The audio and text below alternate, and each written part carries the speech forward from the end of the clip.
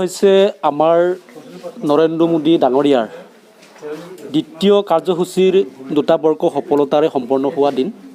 এই পবিত্ৰ দিনটোত আমি অসম ৰাজ্যিক বিজেপিৰ নিৰ্দেশ মৰ্মে পশ্চিম জোনাই ভাৰতীয় জনতা পাৰ্টি সেৱাই সংগঠন, এই সেৱাই সংগঠনে আজি আমি বিশেষকৈ এই কোভিড পৰিস্থিতিৰ দিনত আমাৰ সৌভাগ্যৰো দিন ৰাজ্যিক বিজেপিৰ উপসভাপতি মিহিনীশ্বৰ বসুমতাৰী ডাঙৰ উপস্থিত আছে। আমি এই পবিত্ৰ দিনটোত ৰাইজৰ মাজত সজাগতা সৃষ্টি কৰিছোঁ। কোভিড পৰিস্থিতিৰ পৰা আমি কেনেকৈ বাচি থাকিব পাৰিম সেই কথাবোৰ আমি ৰাইজক সজাগ সৃষ্টি কৰিছোঁ। আৰু আজিৰ এই দিনটোত প্ৰায় আমি 200 দৰিদ্ৰ পৰিয়ালক কিছু খাদ্য যোগান আমি দিছোঁ, মাস্ক বিতৰণ কৰিছোঁ, ছেনিটাইজাৰ বিতৰণ কৰিছোঁ। আৰু এনেদৰে ৰাইজক আমি সামাজিক দূৰত্ব বজাই ৰাখি এই কাৰ্যসূচীসমূহ সফল ৰূপায়ণৰ অৰ্থে আমি এনেকৈ সামাজিক দূৰত্ব মানি এই কাৰ্যসূচীটো আজি আমি চলাই গৈছোঁ। পোনপ্ৰথমে ৰাতিপুৱা আমি 8টা বজাত আমাৰ মণ্ডলৰ অন্তৰ্গত চমকং গাঁও পঞ্চায়তত লামাজান বজাৰ বুলি আছে, সেই বৃহৎ এলেকাত প্ৰায় আমি 50-60 ঘৰ দৰিদ্ৰ পৰিয়ালক খাদ্য সামগ্ৰী বিতৰণ কৰিছোঁ, মাস্ক বিতৰণ কৰিছোঁ, ছেনিটাইজাৰ বিতৰণ কৰিছোঁ। আৰু তেওঁলোকক আমি কেনেদৰে থাকিব লাগিব সজাগতা সৃষ্টিৰ কাৰণে আমি এৱাৰনেছ যিটো কেম্প নিচিনাই হৈছে আমাৰ। আৰু আমি দ্বিতীয় কাৰ্যসূচী জয়পুৰ মিছামৰা জিপিত কৰিছোঁ। আৰু আজি 3 নম্বৰ কাৰ্যসূচী হিচাপে আজি চিমেণ্ট চাপৰি 1 নং চিমেণ্ট চাপৰিত উপস্থিত হৈছোঁ। অকল এইটোৱে নহয়, আমাৰ পশ্চিম জোনাই মণ্ডলৰ যিটো 71 বুথ কমিটি আছে, প্ৰতিটো বুথ কমিটিয়ে নিজৰ নিজৰ অঞ্চল, নিজৰ নিজৰ এলেকা, নিজৰ নিজৰ গাঁৱত এই কাৰ্যসূচী ৰূপায়ণ কৰিছে। গতিকে আজিৰ দিনটো আমি ঐতিহাসিক দিন বুলি কৈছোঁ। আৰু অনাগত দিনত আমি আশা ৰাখিছোঁ নৰেন্দ্ৰ মোদী ডাঙৰীয়াৰ নেতৃত্বত, সবল নেতৃত্বত, তেখেতৰ আশীৰ্বাদত আৰু আমাৰ নৱগঠিত অসম চৰকাৰ বিজেপি নেতৃত্বাধীন মুখ্যমন্ত্ৰীৰ লিডাৰশ্বিপত, তেখেতৰ নেতৃত্বত অসম আগুৱাই যাব, ভাৰত আগুৱাই যাব। আৰু এই গোটেই কামখিনি আগবঢ়াই নিবৰ কাৰণে আমাক ধুনীয়াকৈ গাইড কৰিছে আমাৰ মিহিনীশ্বৰ বসুমতাৰী ডাঙৰীয়া উপস্থিত আছে। আৰু তেখেতৰ আশীৰ্বাদতেই, তেখেতৰ নিৰ্দেশতে এইখিনি কৰিবৰ কাৰণে আমি আজি সক্ষম হৈছোঁ। ফাৰ্ষ্ট টাইম ৰাইজ সজাগ নাছিলে, তাৰমানে ভেকচিনটো ল'লে কিবা হ'ব নেকি বা ভেকচিনটো ল'বলৈ কুণ্ঠাবোধ কৰা হৈছিলে। কিন্তু এতিয়া সেই কিবাটো আমি দেখা নাই। এতিয়া আমি দেখিছোঁ ভেকচিন চেণ্টাৰবিলাকত মানুহৰ দীঘলীয়া শাৰী, মানুহে ভেকচিনৰ কাৰণে আহিছে, ভেকচিন বিচাৰি আহিছে।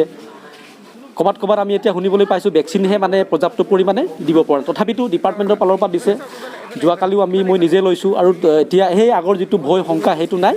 ভেকচিনটো গভমেণ্টে পৰ্যায়ক্ৰমে এভেইলেবল কৰি আছে, কৰিব। আৰু ৰাইজক এটাই আহ্বান জনাইছোঁ, ভেকচিন ল'বৰ কাৰণে কুণ্ঠাবোধ কৰিব নালাগে। এতিয়ালৈকে কোভিডৰ কাৰণে কোনো মেডিচিন নাই। এটাই উপায় হৈছে কি, আমি সেই কোভিডৰ পৰা হাত সাৰি থাকিবৰ কাৰণে ভেকচিনটো লোৱাটো অতি জৰুৰী আৰু ল'ব লাগে। মোৰ ফালৰ পৰা সেইখিনি কৈছোঁ।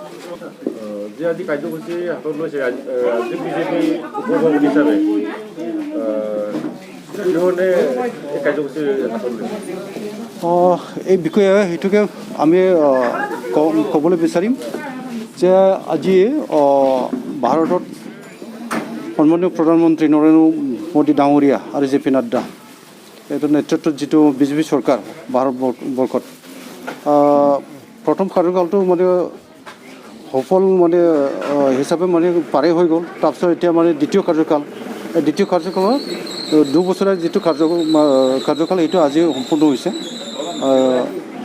এই শুভক্ষণত আজিৰ দিনত আমি বিজেপি ৰাজ্যিক যি আমাৰ কমিটি আছে অসম প্ৰদেশ, ইয়াৰ মানে নিৰ্দেশ মতে আমি আজি সেৱা হি সংগঠন এই কাৰ্যসূচীৰ দ্বাৰা আমি কিছু দৰিদ্ৰ লোকসকলক কোভিড পৰিস্থিতিৰ মাজত যিবোৰ মানে বহুত হাৰাশাস্তিত মানে জীৱন যাপন কৰিব লগা হৈছে, সিহঁতৰ কাৰণে কিবা এটা কিঞ্চিত হ'লেও আমি বস্তু সেৱামূলক যি কাৰ্যসূচী ইয়াৰ দ্বাৰা আমি দিবলৈ আগবাঢ়িছোঁ।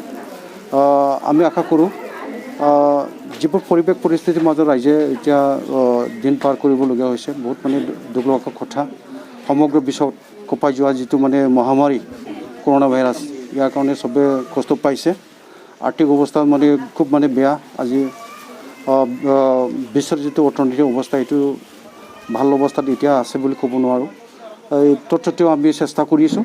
আৰু ভাৰতৰ মানে সন্মানীয় প্ৰধানমন্ত্ৰী আমাৰ নৰেন্দ্ৰ মোদী ডাঙৰীয়া আৰু অসমৰ নতুনকৈ মানে গঠিত যিটো মানে চৰকাৰ আমাৰ ডক্টৰ হিমন্ত বিশ্ব ডাঙৰীয়াৰ এই নেতৃত্বত আমি আশা কৰোঁ মানে কিবা এটা মানে এই বিপদৰ সময়তো আমি ৰাস্তা উলিয়াব পাৰিব। আৰু ভাল এটা মানে আমি বেছি দিন নিশ্চয় ৰখিবলগীয়া নহ'ব। আমি ভাল দিন হিচাপে মানে পাবলৈ মানে সক্ষম হ'ব, এটা আমি কামনা কৰিছোঁ।